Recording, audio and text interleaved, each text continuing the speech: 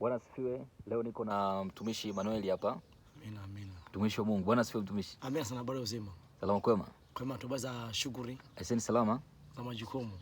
Safi kabisa. Wewe ni mtu ambaye pia umekutana na changamoto nyingi sana kwenye maisha. Ndio. Unajua maisha na changamoto nyingi sana. Sana.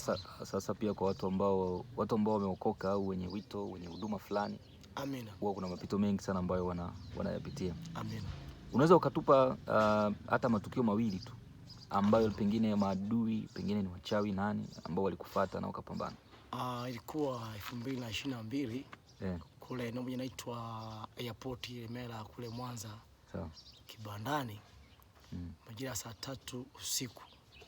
Katika nilipokuwa nimekaa ndani, maana watu hawagiza wakiwa wanakuja, cha kwanza mwili huo unasisimka. Sawa. Nywele zinasisimka.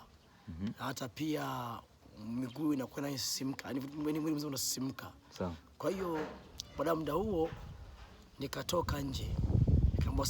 Nikasikia sauti ya Bwana ananiambia nitoke nje, nikaombee eneo na nilikuwa nikiishi mahali pale. Sawa. Nilipotoka nikapoa nikaanza kama nenda sehemu moja inaitwa sehemu ya choo. Nikakuta kivuli cha mtu kimejificha kwenye kuta ya choo. Unakiona kimesimama au kimetulia? Kimesimama. Kwa nilipoanza kuomba, nikaomba muda mrefu kwa sababu nitajua kama hawatani hao ni wachawi nifuata. Kwa nikaomba, lakini ashukuru Mungu wa majeshi waliondoka na walikimbia.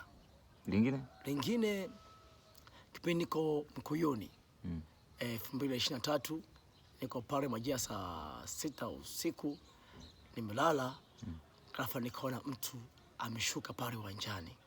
Amekaa, lakini ashukuru Mungu ni kwa muda niko naomba usiku, nilizidi kuomba mtu yule aliondoka kama eneo yale. Kwa hiyo maana kwamba vita ipo na uchawi wenyewe wapo, lakini usiogope kwa sababu Yesu yuko na wewe. Ukiamini katika Kristo atakushindia na atakupigania. Mungu na wabariki sana. Amen.